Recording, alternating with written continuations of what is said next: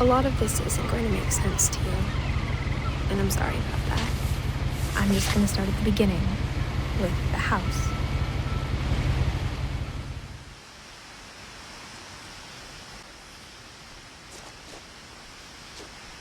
Someone had put up a chain link fence, but it looked like I wasn't the first person to hop it.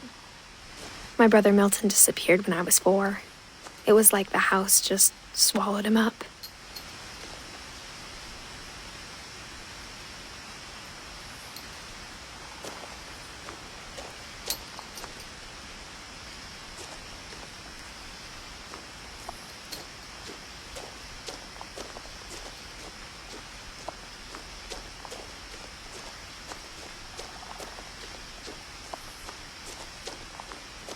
I lived here until I was 11, but I wasn't allowed inside half the rooms.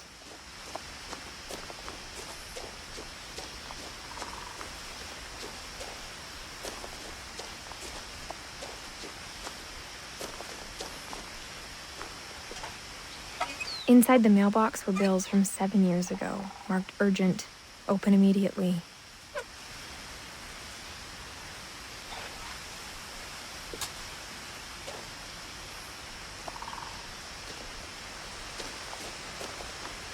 I hadn't been back since my brother Lewis's funeral.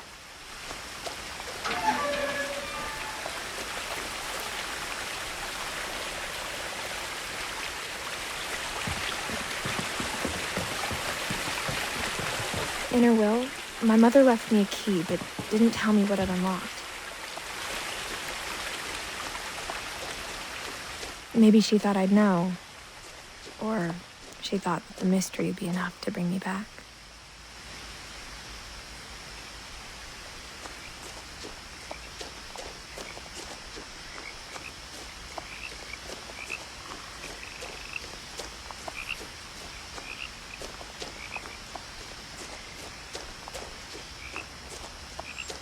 No one had driven this way in a long time, but I saw a few hoof prints.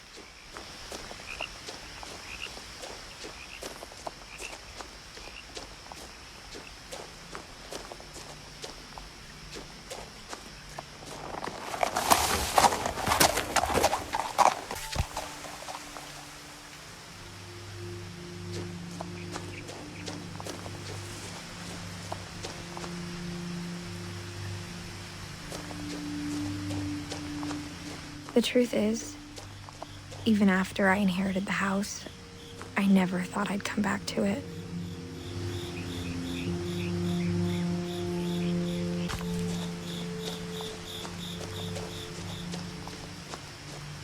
But now I had questions about my family that only the house knew the answers to.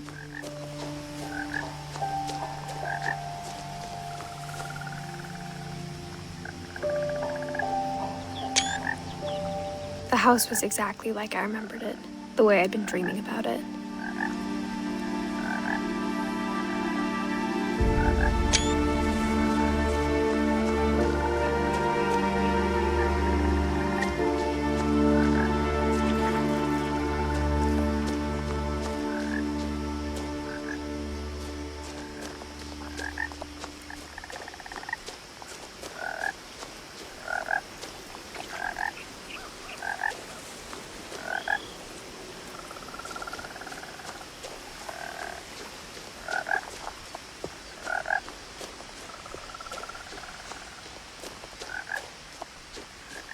The woods around the house have always been uncomfortably silent. As if they're about to say something, but never do.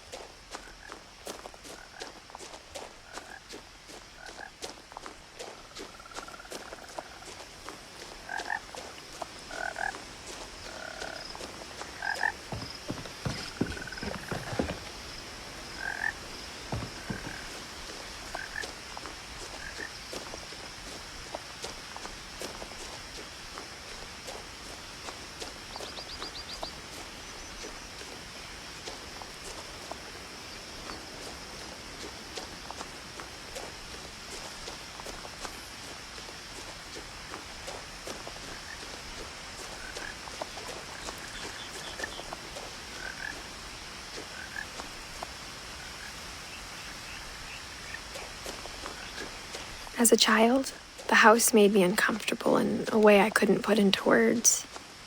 Now, as a 17-year-old, I knew exactly what those words were.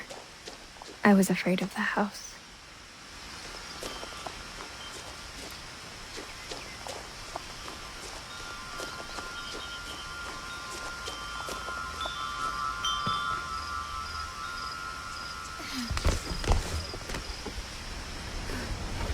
Crawling through the doggy door used to be a lot easier when I was 11.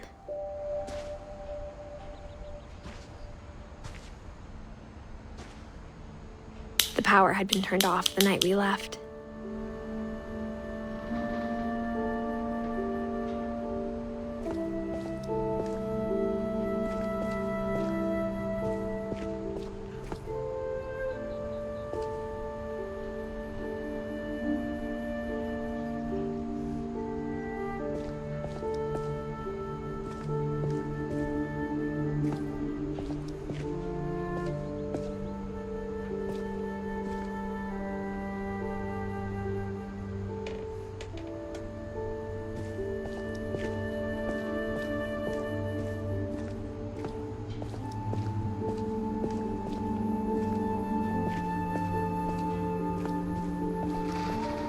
For the first time in years,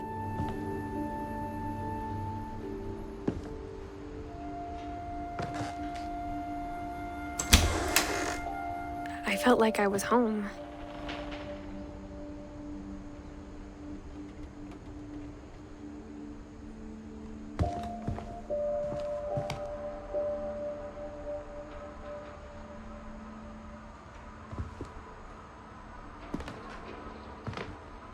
But instead of a family, there were just memories of one.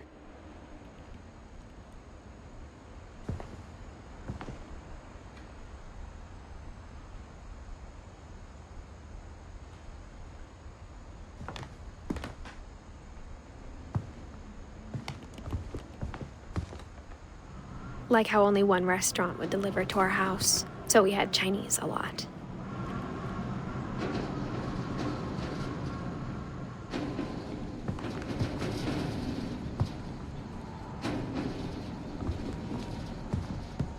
Or how after Louis started working at the cannery, we all got sick of eating salmon. Except our cat, Molly.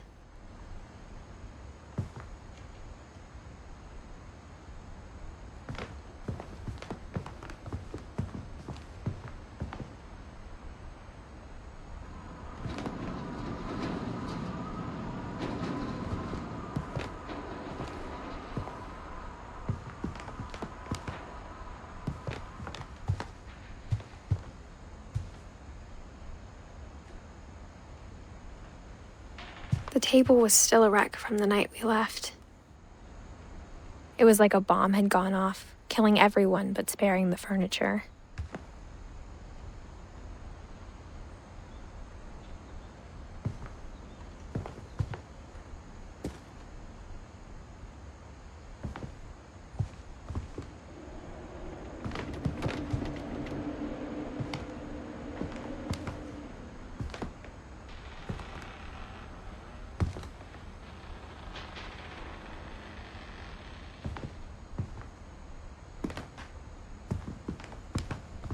My mom was the only one of us who could imagine Great-Grandma Edie living in a nursing home.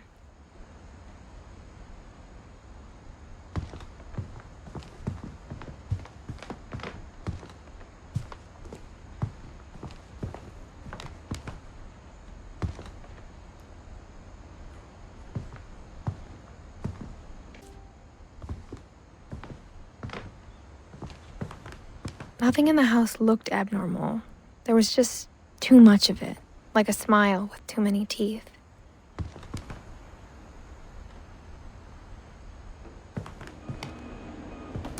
Even the fireplace had a story. Edie told me the bricks came from the original house, after it sank.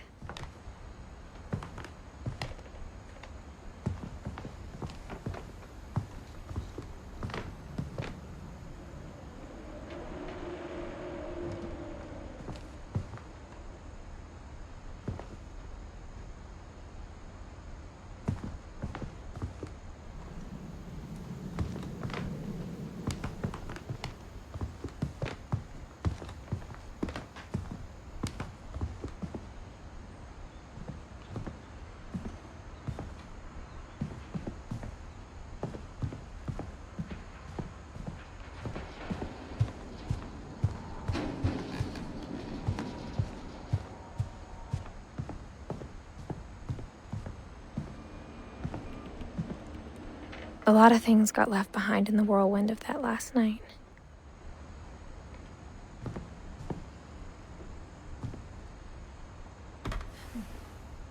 Edie told me once that every Finch who ever lived is buried somewhere in the library.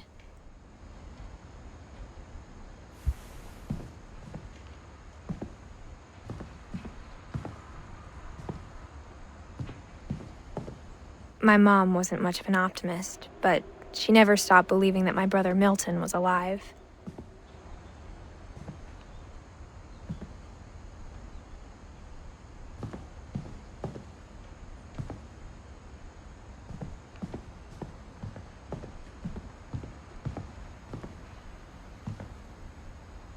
Mom always told me to stay out of the basement, so I wasn't too surprised when the key didn't fit.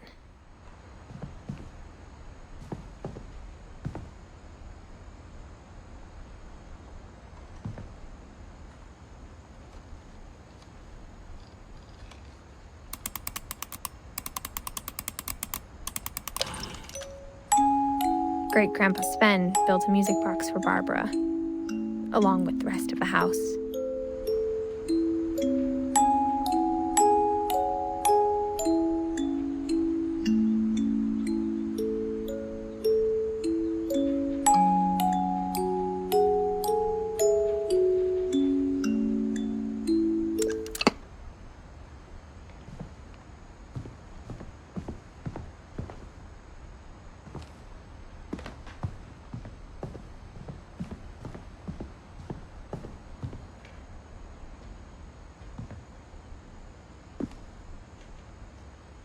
After Milton disappeared, Mom sealed up all the bedrooms.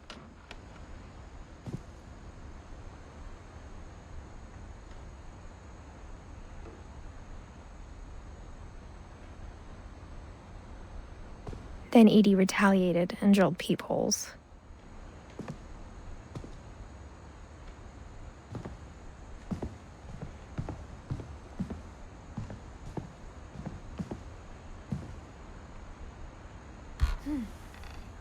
Molly always seemed like a girl I could imagine being friends with, if she hadn't died in 1947.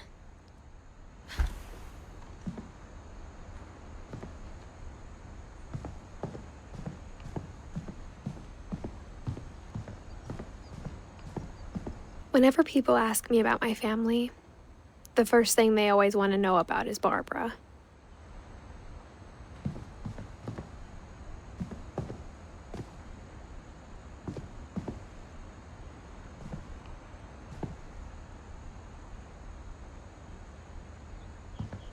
Edie's father, Odin, built the original house.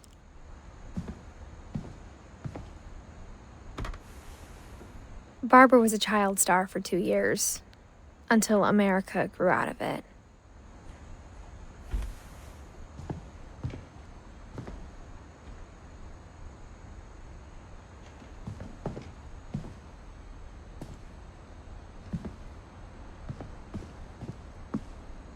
Mom must have locked the third-floor stairs on the night we left.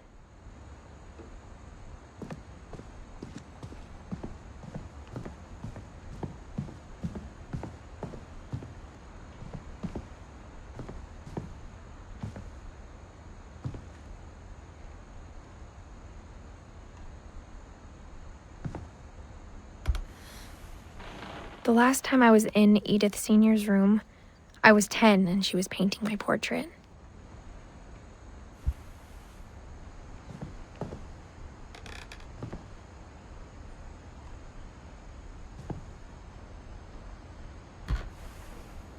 My Grandpa Sam spent 7 years sharing a room with his dead brother, Calvin.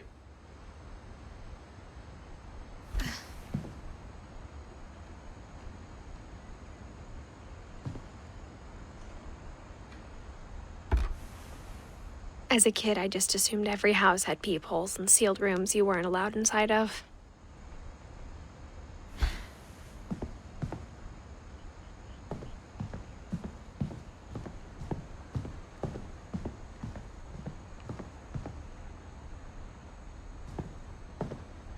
I spent a lot of time playing in Great Uncle Walter's room. I think my mom sometimes regretted not sealing it up.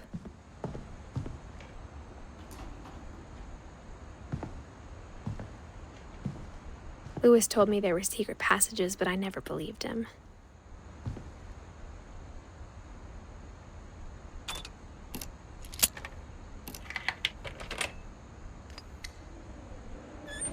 Turns out, my mom was really good at keeping secrets. Now it was time to find out what my mom had been afraid of.